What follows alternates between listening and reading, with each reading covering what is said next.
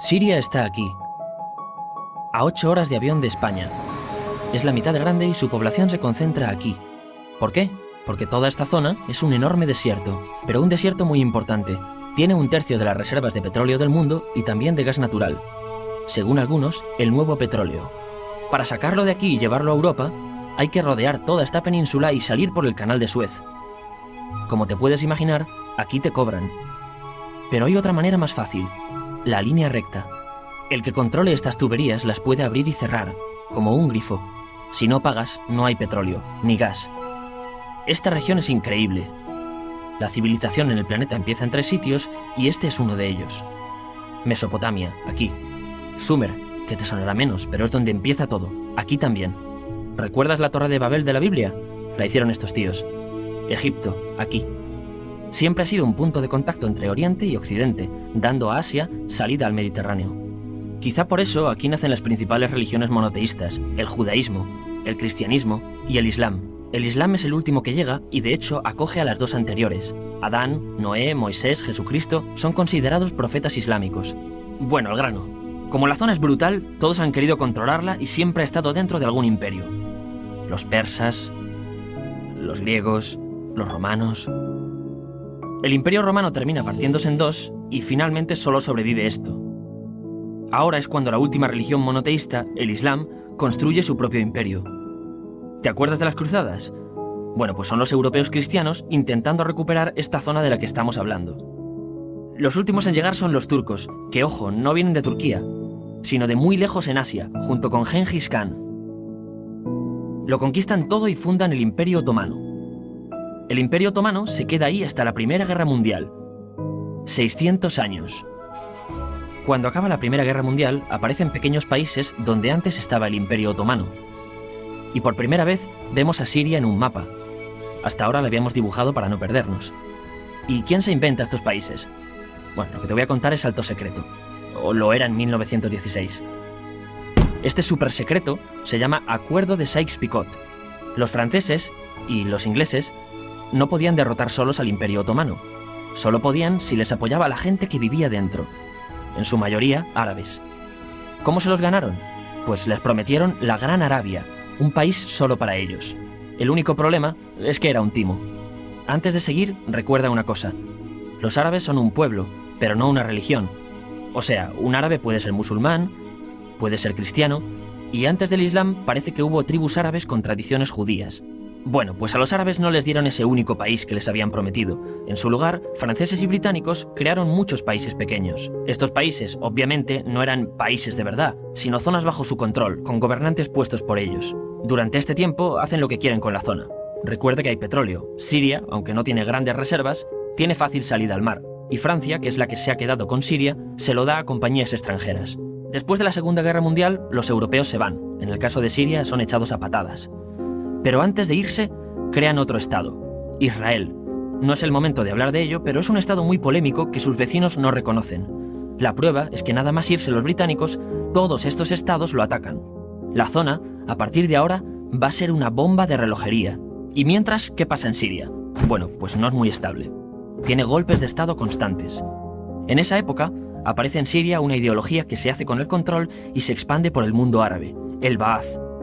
Esta ideología mezcla el antiguo sueño de una sola nación árabe con ideas socialistas.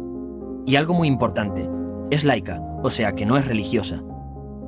Siria se llega a unir con Egipto, un país con el que no tiene frontera. Pero no es algo raro, muchos de estos países intentan hacerlo también. Como recordarás, a esta gente se le había prometido un solo país y las ganas las seguían teniendo. Pero la unión falla. En este tiempo, Egipto les convence para nacionalizar el petróleo. En Siria, Al-Assad, el padre del Assad de ahora, se convierte en jefe del estado Ba'ath. En Irak, también Ba'ath, comienza a ganar fuerza Saddam Hussein. Las diferencias entre ambos países dividen a los partidos Ba'ath de otros países en pro-Siria o pro-Irak. Ahora ocurre la Guerra Fría. El mundo se divide en 2. O eres de Estados Unidos o de la Unión Soviética. Son años muy movidos en los que se pegan constantemente con Israel, invaden su vecino Líbano y comienza una oposición islamista al régimen Ba'ath de Assad. Los hermanos musulmanes. Vale, volvamos atrás un momento. Recuerdas que la mayoría de árabes eran musulmanes, ¿verdad? Bueno, pues dentro de los musulmanes hay 2 ramas fundamentales. Suníes, la mayoría, y chiíes. En el caso de Siria, a pesar de ser un estado laico, los gobernantes como Assad y los jefes militares eran chiíes, los cuales representan menos del 13%. En cambio, casi el 70% de la población es suní. Un dato curioso es que los cristianos son casi el 10%. Que los chiíes controlen el gobierno y ejército mosquea a la población suní, y ese sentimiento es aprovechado por los hermanos musulmanes, islamistas radicales suníes. Estos toman las armas en la ciudad de Hama, en contra del gobierno, y Assad acaba con la revuelta a costa de matar miles de civiles y encarcelar a mucha gente. En el año 2000, Assad padre muere, y le sucede Assad hijo. Ante las presiones, libera a muchos presos, trae internet y esperanzas de cambio. Hay un periodo de gran debate político y aparece la oposición. También vuelven los hermanos musulmanes. Los siguientes años son difíciles. Arrestan a la oposición. Y Bush incluye Siria en el eje del mal, y esto la aísla. Está mal visto negociar con Siria. Los kurdos, un pueblo que vive repartido por varios países de la zona, comienzan a protestar también. Hay represión y muertos. En 2011, te sonará esto, ocurre la Primavera Árabe. ¿Qué es esto? Bueno, es una protesta que se va propagando por todos los países árabes pidiendo más democracia. Como ves, el mundo árabe, a pesar de estar dividido en países, tiene tendencias generales. Cuando llega a Siria, Assad hijo termina usando el ejército y en los enfrentamientos mueren unas 1000 personas. Los enfrentamientos irán escalando hasta que se conviertan en guerra civil. No hay un momento exacto de inicio. Lo importante es que hoy en día hay numerosas facciones en juego. Vamos a verlas. Pero primero piensa en que todo está dividido entre chiíes, la minoría, y suníes, la mayoría. Chiíes, y además laicos, o sea, no religiosos, son el gobierno de Al-Assad. Controla todo esto, que si recuerdas son básicamente las zonas chiíes del país, y está enfrentado al resto. También mayoritariamente laico, pero suní, es el Ejército Libre de Siria, o FSA en inglés, junto con el Frente Islámico, que es religioso, y otros 70 y pico grupos más, forma una coalición que la prensa llama simplemente la oposición.